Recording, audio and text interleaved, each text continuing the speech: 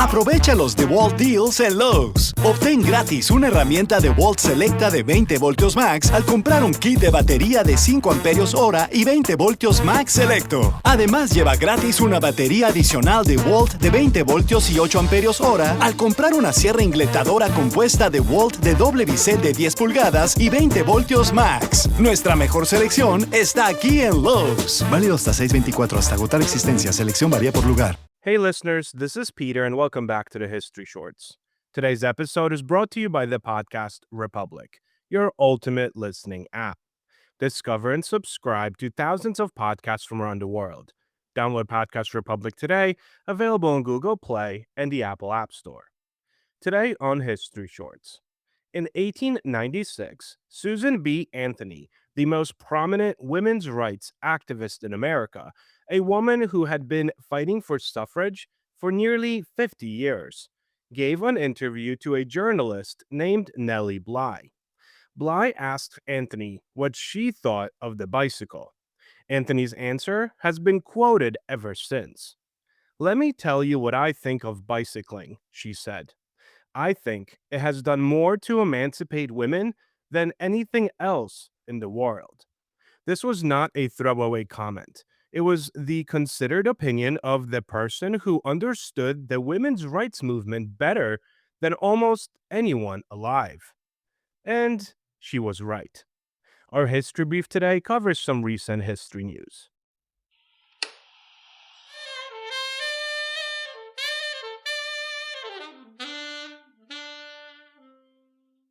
A quick word from our sponsors. Knix, that's Knix leak-proof underwear, isn't just for one moment. It's for all the everyday moments you didn't realize leak-proof underwear could make easier. Maybe it's day one of your period. Maybe it's a long travel day. Maybe it's hot outside, you're on the move, and you just want to feel fresh.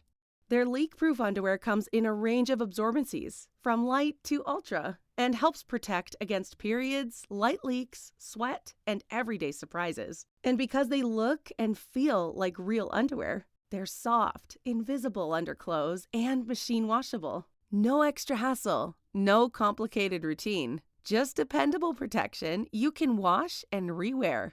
See why millions have made the switch to leak-proof underwear. Visit Knix.com, that's KNIX.com, and use code FLOW15 for 15% off. That's KNIX.com, code FLOW15. This day in history. On June 23, 1314, Scottish forces led by Robert de Bruce defeated the English at the Battle of Bannockburn. The victory secured Scottish independence and cemented Robert's place in Scottish history.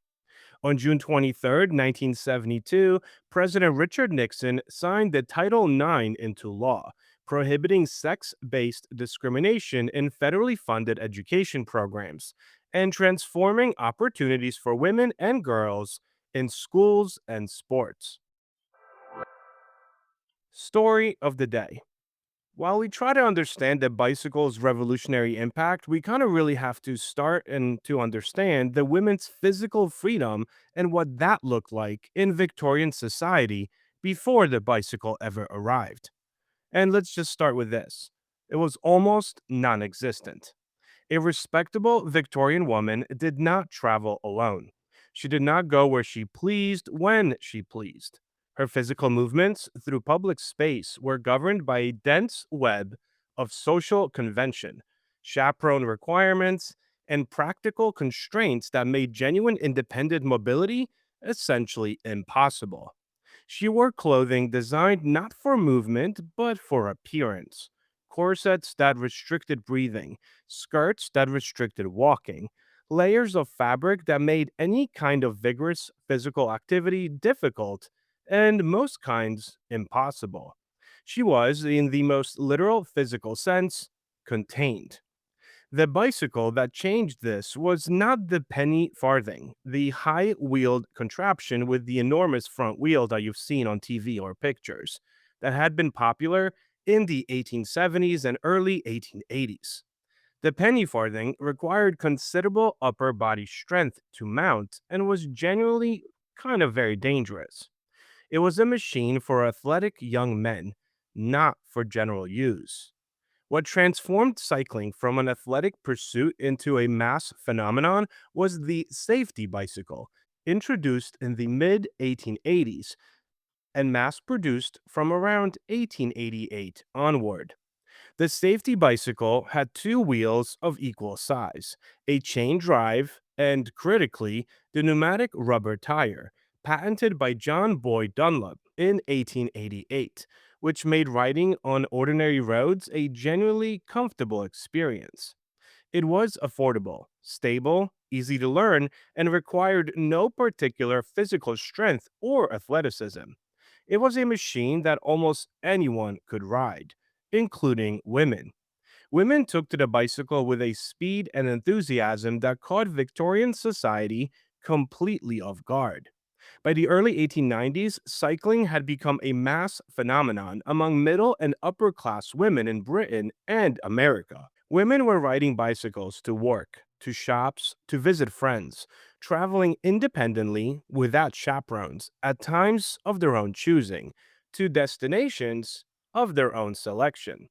For the first time in the lives of millions of women, genuine physical freedom was available at a price the middle class could easily afford. But the bicycle did something even more subversive than provide mobility. It forced a change in clothing. You cannot really ride a bicycle in a full Victorian skirt. The practical requirements of cycling, the need to move your legs freely to avoid fabric catching in the chain, all of those created an irresistible argument for rational dress. Women began wearing bloomers, loose trousers gathered at the ankle, named for the women's rights advocate Amelia Bloomer, who had championed practical dress decades earlier. They wore shorter skirts, they loosened their corsets, and in doing so, they stepped outside the physical constraints that Victorian fashion had imposed on their bodies for generations. The bicycle did not merely move women from place to place, it changed what they wore, which changed how they moved, which changed how they thought about their own bodies and their own freedom. The Victorian establishment's response to women on bicycles was immediate, sustained, and spectacularly revealing about its own anxieties. The medical profession produced a remarkable body of literature warning about the dangers of cycling for women. Doctors warned that the physical exertion of cycling would damage women's reproductive organs. They warned that the seated position on a bicycle would produce immoral stimulation. They warned that the freedom and independence cycling provided would make women unfit for domestic life. They warned that exposure to fresh air and physical exercise, yes, fresh air and physical exercise, would damage women's delicate constitutions. Clergymen warned that cycling on Sundays was an affront to God.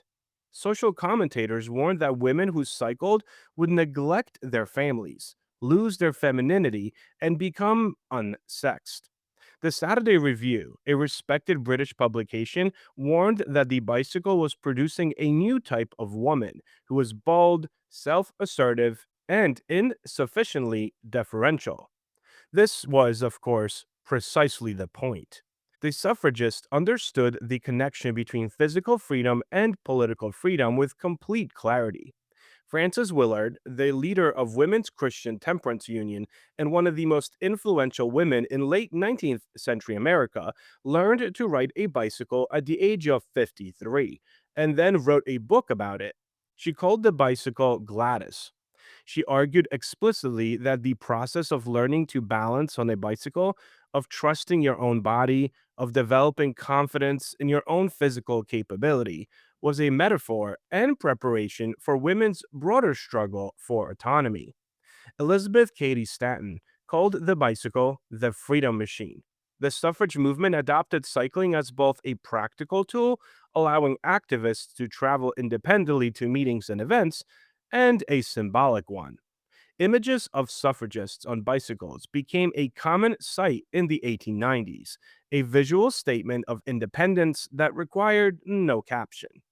The connection between the bicycle boom and the suffrage movement is not merely metaphorical.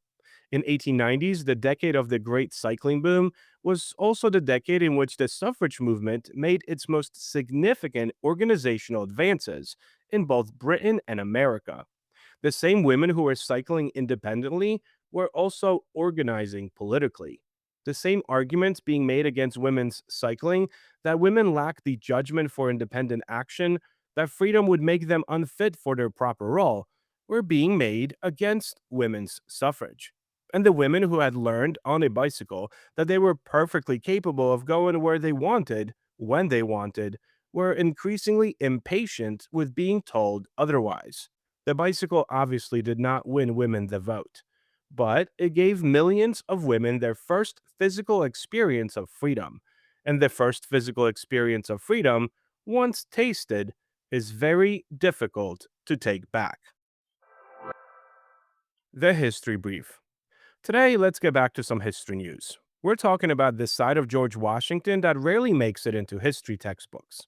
Not General Washington, not President Washington, but Washington the Brewer. According to reporting from Smithsonian Magazine, a handwritten beer recipe recorded by Washington in 1757 has been brought back to life through a partnership between the New York Public Library and the Talea Beer Company, allowing modern drinkers to sample a beverage inspired by one of America's founding fathers. The story here begins nearly 20 years before the American Revolution. In 1757, Washington was serving as a colonel in the Virginia Regiment during the French and Indian War, the conflict that helped shape his military experience long before he became commander of the Continental Army. While traveling through the colonies, Washington copied a recipe into one of his notebooks. The recipe was simply labeled to make small beer. Now, despite the name small beer, wasn't necessarily weak in a modern sense. In the 18th century, beer was often safer to drink than water, especially in military campaigns and growing towns where sanitation could be very, very poor. Small beer was commonly consumed by adults and children alike, and formed a regular part of daily life throughout Britain and its colonies. Washington's recipe called for ingredients including bran hops and molasses, reflecting the practical brewing methods of colonial America. Unlike many modern craft beers, this wasn't designed for complexity or prestige. It was designed to be consumed regularly. To many 18th century Americans, beer was less a luxury and more of a staple, and Washington was hardly alone. The founding fathers lived in a culture where alcohol consumption was remarkably common. Colonists drank beer, cider, rum, whiskey, and wine in quantities that would surprise many people today. Taverns served as political meeting places, business centers, and community gathering spots. In fact, some historians have joked that a significant portion of the American Revolution was planned in taverns. What's kind of cool is that Washington's recipe actually survived. The original notebook eventually found its way into the collections of the New York Public Library, where historians preserved it as a glimpse into the everyday life of a man who would later become one of the most famous figures in American history. In a way, the recipe reminds us that Washington wasn't born a founding father. He wasn't born a legend. He was a young military officer, keeping notes, learning his profession, and recording practical information that he thought might be useful. The fact that one of those notes happened to be a beer recipe makes him feel surprisingly relatable. Today, when people think of George Washington, they often picture marble statues, dollar bills, and formal portraits. But history is often found in much smaller details: a shopping list, a personal letter, a diary entry, or in this case, a recipe for beer. Thank you so much for spending some time with me today and helping make this little show such a mighty success. If you are enjoying this show and would like to help with its production, you can always donate a few dollars at buymeacoffee.com or become a Patreon member to enjoy these episodes ad free. Both of those links can be found on our website at www.historyshortspodcast.com. I also hope you guys check out our YouTube channel where we have different videos and series that are not part of this main feed. Have a great rest of your day, and I will talk to you all again tomorrow.